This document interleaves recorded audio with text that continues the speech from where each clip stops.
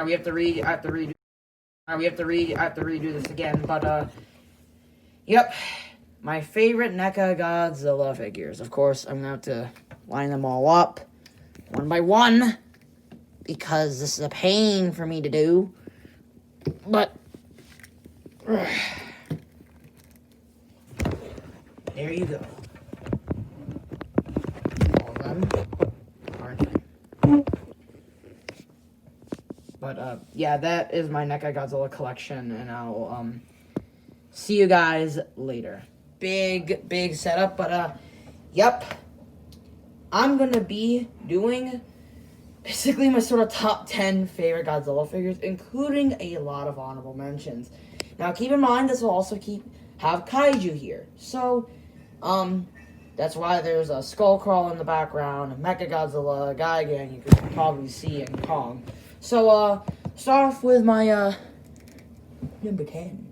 And this will be sort of another video. I want a lot of people. I'm calling out a few people like Goji Wars, Goziva, or Doodlemans, 86, all that stuff. I want to see your favorite Godzilla figures. But you know what? Let's do all of them. So here we go. All right, number 10 is SH Monster Arts GMK Godzilla. Now, this isn't a great figure. He is a great figure. Sure, he may be inaccurate in terms of the beer belly, his features, in terms of his jaw, but he's really good. For being my first Monster Arts figure, he's not bad. Of course, you can see me already hearing my thoughts on it, so yeah, but basically this figure is really good. Decent paint, great articulation, pretty good sculpting.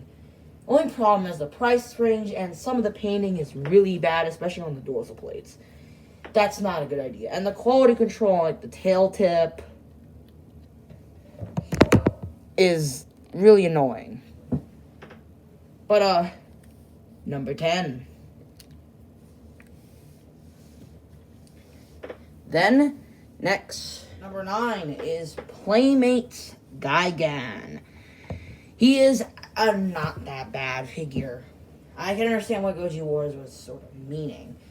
Sure, most of the Playmates line is really bad, but I wouldn't say all of them. Gigan was another one of them. He, despite even though his painting problems, and you know, my brutal painting problems, I mean, look at that bad customization. But look at that. But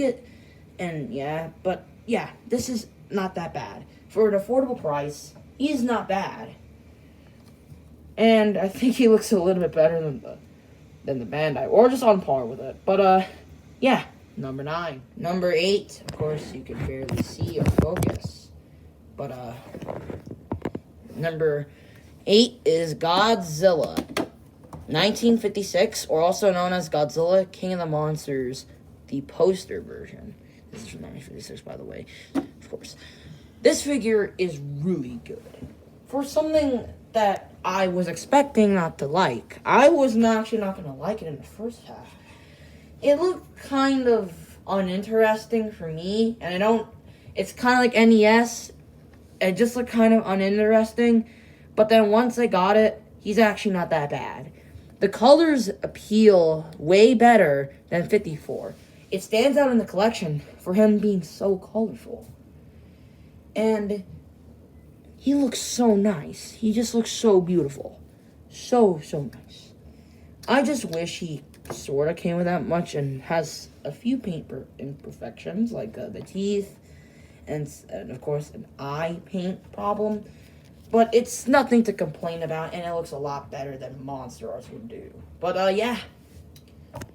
Number 8. Number 7. Burning Godzilla 2019. Now, is this a... Now, for NECA Godzilla 2019, he's not the greatest. He's not the greatest. He's really, for me, he's not the greatest. However, this figure is actually really nice. Sure, he has a few paint imperfections, like I don't understand why the joints are pink or purple.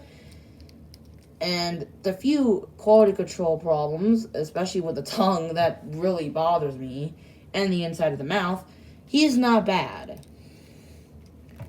He's not bad. I think he looks a little bit better than the monster arts because, he has a lot, because Burning Godzilla from NECA, from Godzilla King of the Monsters, had a lot more of a black color, no meaning to be racist. And, yeah, for something like this, even though it's an exclusive, it's actually not that bad. But, yep, this is my number 7. Number 6, Mecha Godzilla, 1974. Now, this is for something like this, it's actually not that bad. I mean, the only problems I can ever find with it is that the arms are in a weird position, and they had to use 74 because, I don't know why, but, as you see, it is custom painted. It is custom painted. So, yeah. He is custom painted. He is custom painted, and for something like this, I love using him as like a drone, as literally the little, I don't know, body bag, I don't know whatever you want to call it. But it's really good. So, yeah. Number 6. Number 5. SH Monster Arts Godzilla 1995 birth version. Now, this figure is really good. For me, I use this as the 94 figure because, well, he looks astonishing for the 94 figure. It's really good. The articulation is, of course, really good. Painting, really good. Of course, it doesn't look as messy compared to GMK, which, that's already been butchered. And the painting looks really, really nice, especially with the claws and the toenails. The problem is the amount of price range that it goes for. I think it's like, $300? Oof. So, try to find one for a good price. This one I got for $50. So, number 5, I think. Number 4, Godzilla 1989 from NECA. Arguably my number 1 favorite NECA Godzilla figure.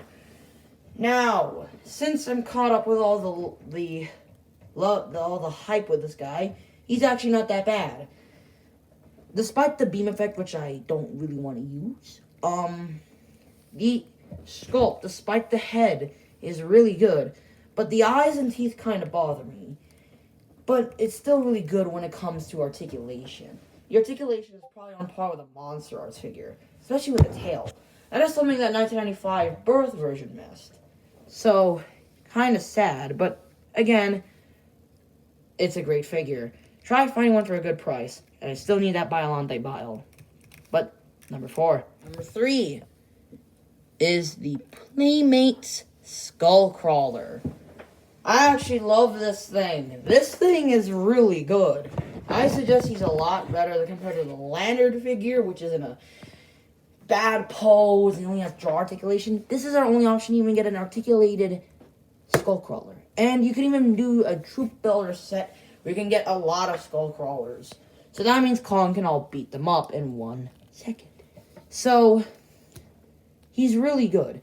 The articulation is not the best. I mean, the just jaw, stuff like that. But this is pretty good for something that's basically made from a bad, not that great company. However, it does look a bit unfinished in terms of the tail, because it's just paint, not that red, and it doesn't look nice. And this is probably a spoiler, but yeah, this actually is not that bad. I just really want to see I want to see something like this, but it's in a Kong Skull Island color. But, yeah. Number 3. Number 2 is 1964 Godzilla from NECA, or also known as Mosu Goji. This, I was expecting not to like it. I mean, if you look at the promotional images, they looked kind of bad. I was expecting to be very disappointed with it. But then, once I got it in hand, it's actually really good. Oh boy. Sure, the painting has a few imperfections, but for something like this, it looks good. It looks nice. It just looks beautiful with a nice painting wash on the dorsal plates and very nice articulation compared to 62. 62 was already the standalone figure for NECA, but this is astonishing. I recommend picking this guy up, but for at least a good price. Before NECA's lessons ends, of course. But my number one favorite Godzilla figure is Godzilla 2019 from SH Monster Arts. Whoo, boy. This figure, I have a lot to talk about. It was a great figure with nice articulation. Really smooth articulation. Perfect for perfection. It's perfect, but still tries. It's really, really nice. But the painting is also where it shines. For me, I think mine doesn't have the derpy eyes, but has some messed up teeth, but again, way better compared to 2014. The nails, sure, and toenails, not good, but at least it's a lot better compared to 2014. And he doesn't feel loose at all. Besides here, even though the tail is loose, it's not horribly loose. The only thing that annoys me is this part. And I was not like it on camera, but this part is too wobbly and doesn't really tab. It really doesn't. Ugh! But yeah, he's really good. And even though it comes with not that many accessories, just a jaw and atomic breath, it still looks nice. Now that was all of my top 10 favorite Godzilla figures. Now let's do a few honorable mentions of my also great Godzilla figures. So, let's start them all up in a few words. NECA 2019 version 2 is really good, despite all the few problems. I mean, I think there's a paint chip, as you see, while moving the waist, and he's really, really tight. But it looks really nice. However, I do think the Monster Arts looks a lot better. But, yeah, I hate buying that Monster Arts. 62 is also really good. I always prefer this over the SH Monster Arts, because I feel like the Monster Arts looks uninteresting compared to 62 NECA. Despite all the articulation problems, I do think the painting looks a lot better compared to the Monster Arts. And he looks nice, and he's really, really hefty. Next is Godzilla 2000 from Bandai Creations. This is actually not that bad. I do think the pose is very unnecessary, and the sculpt is fine, but for a figure like this, it doesn't look that bad. It actually looks unique. And I always see this as as many kids' first Godzilla figure. Oh boy. Next is NECA Shin. Oh, but you said you hated NECA Shin! Actually, I sorta love both the Monster Arts and NECA Shin, sorta. However, I love the Monster Arts a lot more compared to NECA, because, I mean, this is in wrong sizing. And the sculpt is very inaccurate. But the painting looks a lot better compared to the Monster Arts. But here, it's not good. I mean, look at the tail tip. It looks really disappointing. But, and the articulation is not the best. Get the reissue for better painting job. But this guy's not that bad. Next is Godzilla 2003 from NECA. Ooh, nice color top. This guy is really good. I kept on messing around with this figure, and it's not bad. The problem is that this last is painted, but it does not look that bad. But the thing is, I always find Kyogoji to be a lot more skinny and not really fat, but it could be my eyes. The neck also bothers me because, I mean, it's just one solid rubbery piece that doesn't work. But, and the head looks kind of not the greatest with, not that great eyes. And, of course, the Bandai Creations 1968. This is the only sort of redeeming figure from Bandai Creations or Bandai America. Because it's not bad. I mean, it sort of has a suit feels. It needs a little more details, but at least it's a lot better compared to 2000 or 54. And I already did a triple review on 54 and many other figures.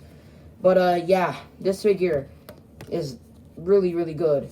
The stance doesn't annoy me, and the painting is fine. But the articulation is a bit lagging, but can't really expect that much from a Bandai American figure. These figures were, and also I forgot one more thing. Playmates Kong. Forgot about him. I think. He's actually not bad. I decided to include him instead of Mezco Kong, because I feel like Mezco Kong is like a subline.